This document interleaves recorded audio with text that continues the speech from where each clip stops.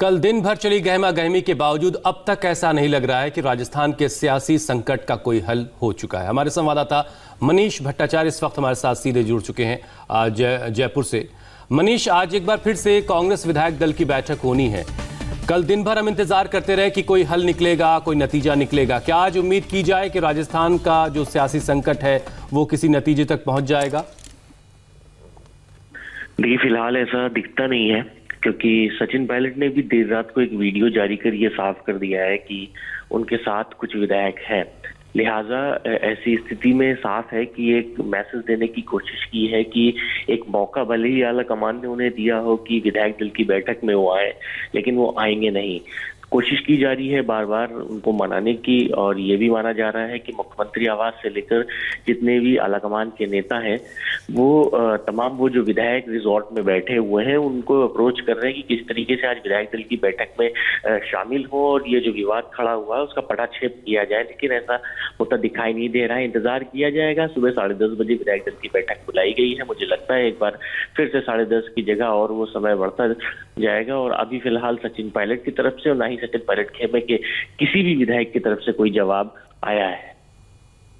चलिए, तो अभी तक कोई जवाब नहीं आया। और जहां पर ये सारे विधायक जिस होटल में मौजूद हैं हरियाणा के मेवात में, वहां से हमारे संवाददाता भास्कर मिश्रा इस वक्त हमारे साथ जुड़े हैं। भास्कर, ये बताइए कि तमाम विधायक जो सचिन पायलट के साथ हैं, क्या वो साथ बने रहेंगे या ऐसी कुछ उम्मीद है कि कुछ विधायक जा भी सकते हैं अशोक गहलोत के बुलावे पर?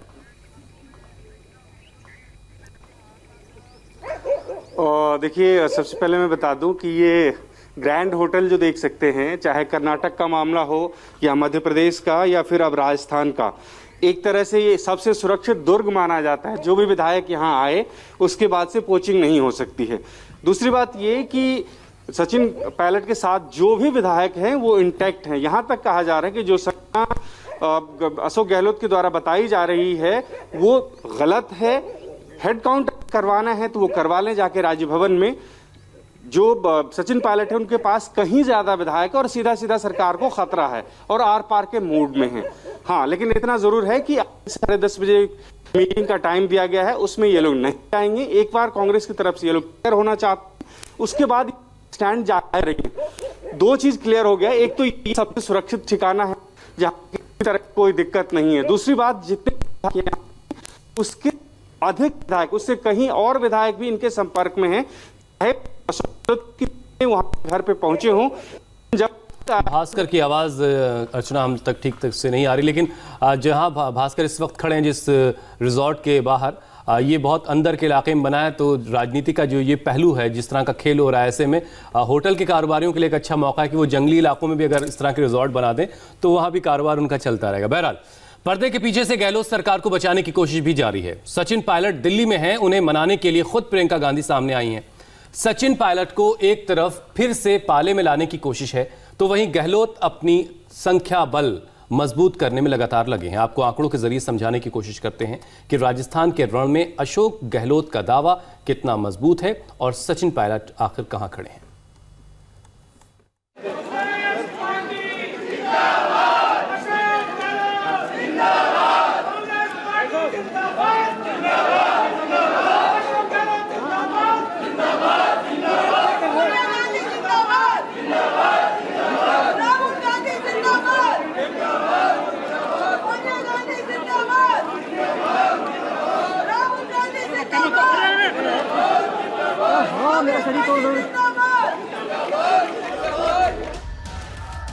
राजस्थान के ये वो कांग्रेसी विधायक हैं जिनकी निष्ठा अब भी पूरी तरह से अशोक गहलोत, राहुल गांधी और सोनिया गांधी पर बनी हुई है।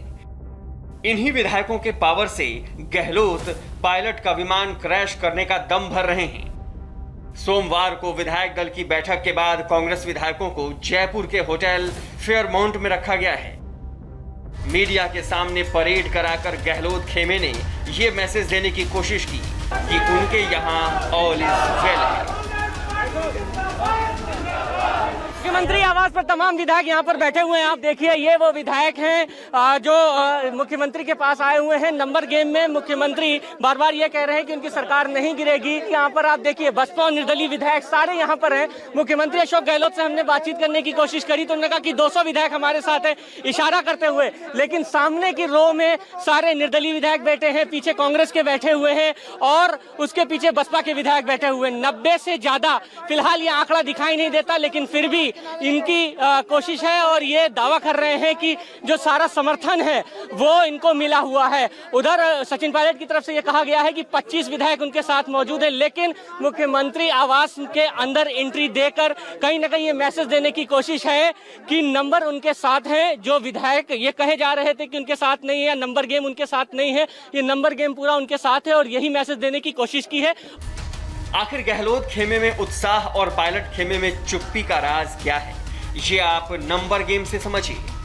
200 सीटों की राजस्थान विधानसभा में बहुमत के लिए 101 विधायकों के सपोर्ट की जरूरत है। गहलोत का दावा है कि उनके पास 107 एमएलएज का सपोर्ट है, लेकिन सचिन पायलट के करीबियों का दावा है कि उनके पास 25 से 30 विधायकों का समर्थन है। हालांकि कल विधायक दल की मीटिंग में कांग्रेस के 18 विधायक गैर हाजिर थे। अगर सचिन पायलट समर्थक 18 विधायक इस्तीफा दे देते हैं तो 200 मेंबर्स वाली राजस्थान असेंबली में मेंबर्स की संख्या घटकर 182 रह जाएगी। तब विधानसभा में बहुमत के लिए गहलोत को 92 विधायकों की जरूरत पड़ेगी। कांग्रेस के पास फिलहाल 120 विधायकों का समर्थन है। अगर 18 विधायक इस्तीफा दे दें तो भी कांग्रेस की संख्या 102 रहेगी, जो सिंपल मेजॉरिटी 92 से 10 ज्यादा है। यानी इस स्थिति में अशोक गहलोत को कोई खतरा नहीं होगा। राजस्थान विधानसभा की दूसरी तस्वीर ये हो सकती है कि सचिन पायलट समर्थक विधायक इस्तीफा दे दें और निर्दलीय विधायक भी अशोक गहलोत सरकार से समर्थन वापस ले लें। तब क्या होगा देखिए। सचिन पायलट समर्थक 18 विधायक इस्तीफा दे दें तो विधानसभा में सदस्यों की संख्या 182 हो जाएगी। ऐसी स्थिति में राजस्थान असेंबली में बहुमत के लिए जरूरी आंकड़ा 92 होगा। अगर सचिन समर्थक 18 विधायकों के साथ साथ 10 निर्दलीय विधायक भी गहलोत सरकार का साथ छोड़ दें और ये सारे विधायक बीजेपी के साथ चले जाएं, तो भी गहलोत सरकार का नंबर 120 से घटकर 92 रह जाएगा। इस स्थिति में बहुमत तलवार की धार पर रहेगा, यानी सरकार गिरेगी नहीं। अब सवाल ये है कि अगर किसी हालत में अशोक गहलोत की सरकार गिर सकती है तो उसके लिए कितने विधायकों को पाला बदलना होगा। फिलहाल 120 एमएलएज का सपोर्ट अशोक गहलोत की सरकार को है। बीजेपी के पास 72 विधायक हैं।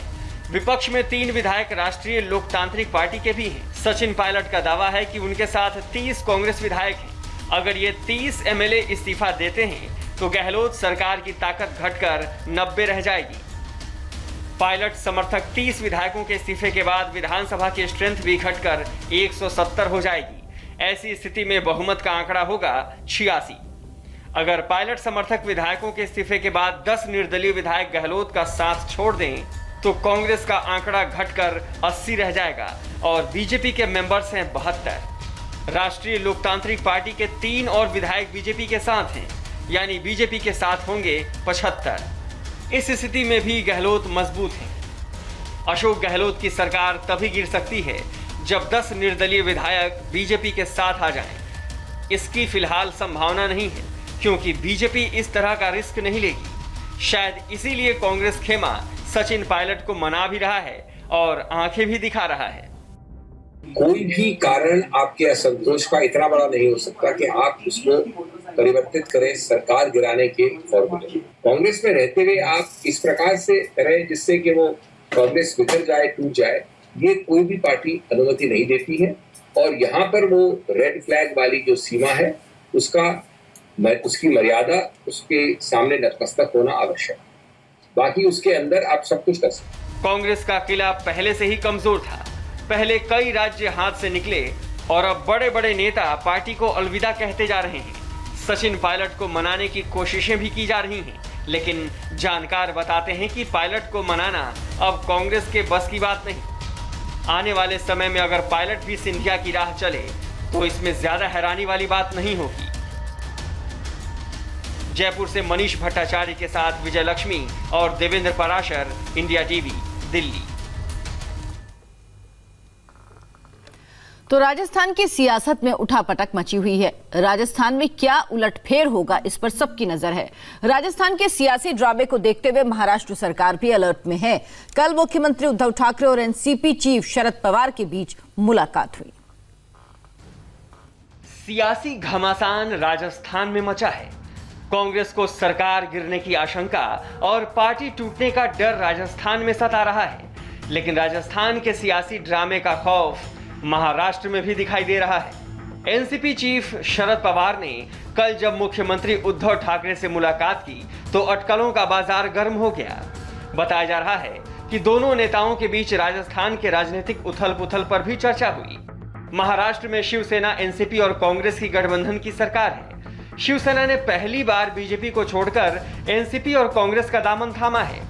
महाविकास अघाड़ी नाम का ये गठबंधन जब अस्तित्व में आया तो बड़े बड़ों ने हैरानी जताई थी। सरकार को बने 7 महीने से ज्यादा का समय हो गया है और सरकार के अंदर मतभेदों की खबर आती रहती है। पिछले दिनों मुंबई पुलिस में तबादलों के बाद एनसीपी और शिवसेना के बीच तनातनी की खबरें आई थी। गृह मंत्रालय एनसीपी के पास है और अनिल देशमुख गृह मंत्री हैं। बीजेपी ने जब तनातनी की खबरों को उठाना शुरू किया तो शिवसेना के मुखपत्र सामना के जरिए ये बताने की कोशिश की गई कि महाराष्ट्र में महाविकास अघाड़ी की सरकार 5 साल चलेगी। बहरहाल बताया ये जा रहा है कि कल की बैठक में भी शरद पवार और उद्धव ठाकरे के बीच पुलिस अफसरों के तबादले का मुद्दा उठा, जहां उद्धव ठाकरे की तरफ से कहा गया कि पुलिस अफसरों के तबादले की जानकारी उनको भी दी जानी चाहिए। भले ही महाविकास अघाड़ी के घटक दल ये बताने की कोशिश करे कि वहां सब कुछ ठीक है, लेकिन बीजेपी अक्सर कांग्रेस, शिवसेना, एनसीपी के गठबंधन को बेमेल गठबंधन बताती रहती है। पूर्व सीएम देवेंद्र फडणवीस ये कह चुके हैं कि महाविकास अघाड़ी सरकार को गिराने की उन्हें कोई जल्दी नहीं है। इसके बावजूद शिवसेना, एनसीपी के बड़े नेता अलर्ट पर हैं। वो नहीं चाहते कि महाराष्ट्र में गठबंधन में दरार आए और फिर एक सियासी संकट का सामना करना पड़े।